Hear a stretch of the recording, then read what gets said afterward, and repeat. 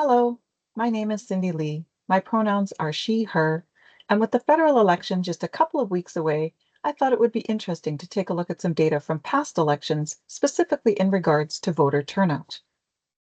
I will walk you through the objectives of this project, followed by an overview of the data used, and then dive into the analysis and findings. This project will examine the voter turnout patterns and trends, specifically regarding the significant increase seen in the 2015 election.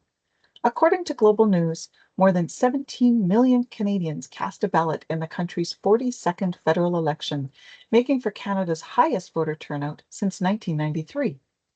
So, what were the factors that influenced voter turnout in 2015? Why such an increase? The official voting results data sets are available from Elections Canada and contain detailed results of the elections by electoral district, including percentages of voter turnout. After every federal election, Elections Canada calculates the official turnout rate as the number of ballots cast divided by the total registered population. Voter turnout by sex and age is also from Elections Canada and provides information by age and gender for province as well as nationwide. Both the National Youth Survey and the electoral participation of diverse youth were available as reports.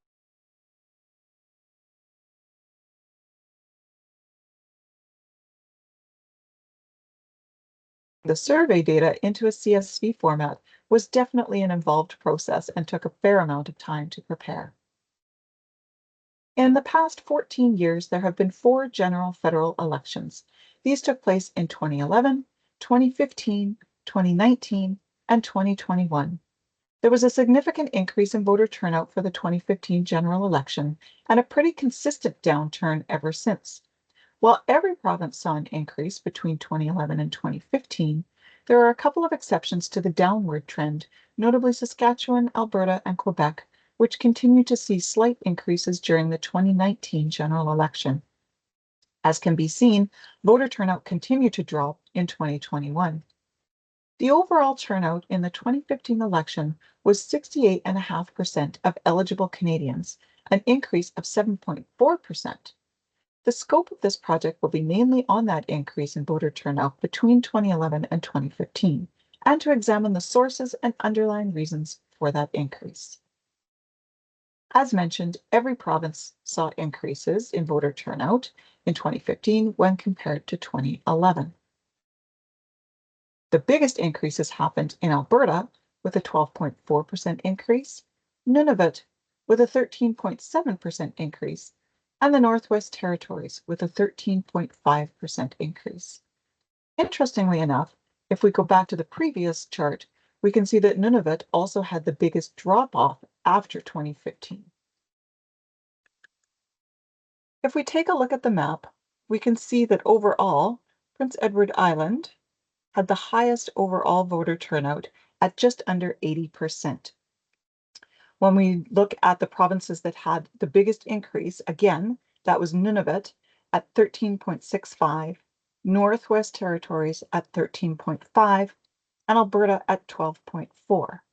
And while percentage-wise these are the largest, it's worth noting that both the Northwest Territories and Nunavut have relatively small overall electoral populations. So while their percentages might be the largest, there are other provinces whose increase is also worth noting. When we look at it from a numbers perspective, we can see that over 685,000 more voters in Ontario, over 426,000 more voters in BC, and again in Alberta, there was over 366,000 more voters in 2015. Another interesting trend is that a large portion of the increase can be attributed to the youth vote, defined as those under age 35, with a total increase of 45.3%.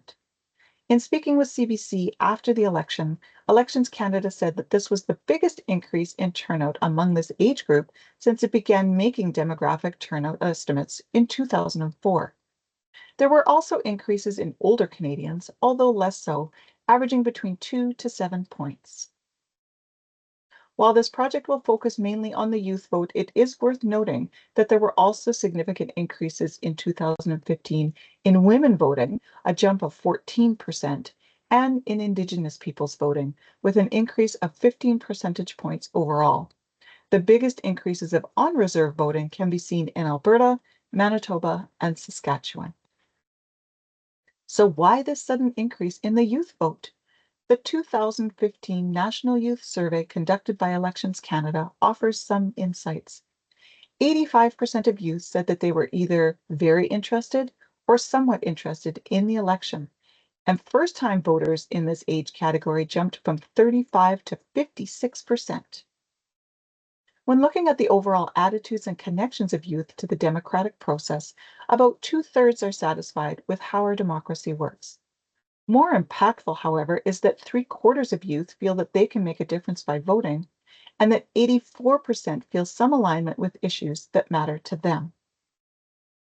It's interesting to see the number of youth that are engaged in the political process, especially in regards to gathering information about politics and public issues, as well as watching a leaders' debate during the election.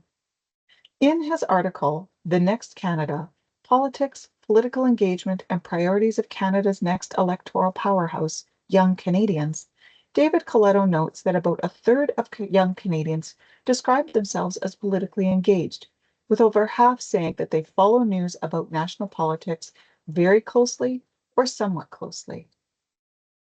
When asked if they were encouraged to vote by any people or groups, a considerable number of youth referenced their friends and family in addition to the news media. Coletto mentions in his article that during the campaign leading up to the election, there were more organized efforts aimed at increasing youth voter turnout. Of the youth that voted, over a third reported being encouraged to vote by an organization working to increase turnout among younger voters. These campaigns were especially effective with post-secondary students. While it would be easy to do forecasting based on past elections, I feel like we might be in for another upswing in voter turnout. The results of the 2015 election saw the Liberals form a majority government after nearly a decade of a Conservative government, and the youth vote played a large part in that victory, with 45% of voters between 18 and 25 voting Liberal.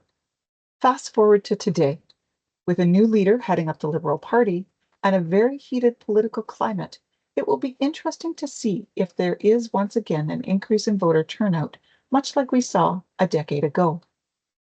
Regardless, it is impactful to see the difference it makes when we actually use our right to vote. Whether 18 or 108, I hope that we all use that right to help shape the future of our country. Thank you. And here's a list of references used throughout this presentation.